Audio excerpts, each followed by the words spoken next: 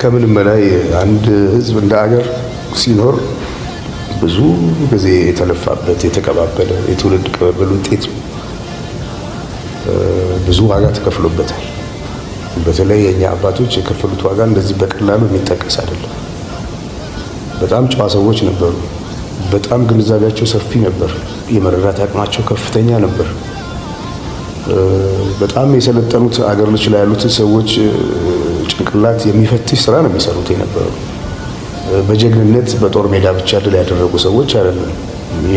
የመንግስታቱን ማህበር ጉባኤ የፈተኑ በሀቅ የቆሙ በወረቀት ላይ የተፈረመውን ነገር ለማስፈጸም የጸኑ ጨዋ ሰዎች ነበሩ። ፈትሸዋቸዋል፣ በርብረዋቸዋል። እነዛን ሰዎች እኮ እንዲህ አይነት አባቶች ክብር ሳይሰጣቸው የምንኖርበት አገር ላይ እንዲህ አይነት ልጆች ሊፈጠሩ አይችሉም። የሰው ዕዳ እየበላን አገር ለማስቀጠል አይቻልም። ይሄ ነው እንደ ሀገር የገጠመን ችግር ብዬ የማምነው።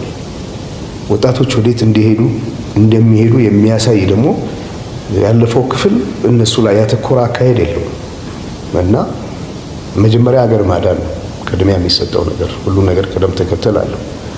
የመጀመሪያው ምንድነው? ኢትዮጵያዊነትን ማዳን ያስፈልጋል። ኢትዮጵያዊነት ካልዳነ ማንም የሚኖርበት ሀገር አይፈጠርም እዚህ ቦታ ላይ።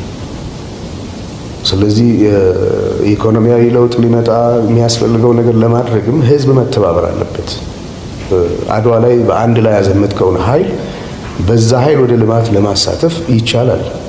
መንገዱም ይሄ ነው እና እንደዚህ አይነት ያካሄድ ጉድለቶች አሉ። ሁለተኛ ልጆች ተምረው ተሻሽለው መለወጥ ይፈልጋሉ።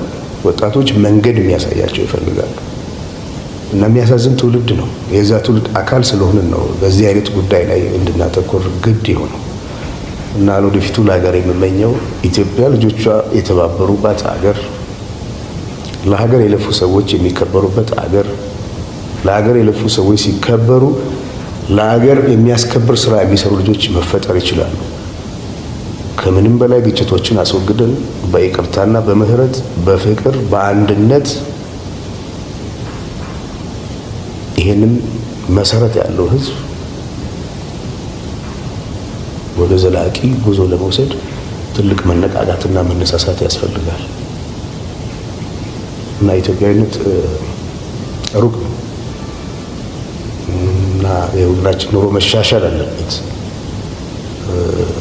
ለዚህ ደግሞ ሁላችንም መተባበር አለብን። እንድንተባበር ካልቻለን ታሪክ ካልተደገፈ፣ ማንነት ካልተደገፈ፣ አንድነት ካልተደገፈ፣ መቻቻል ካልተደገፈ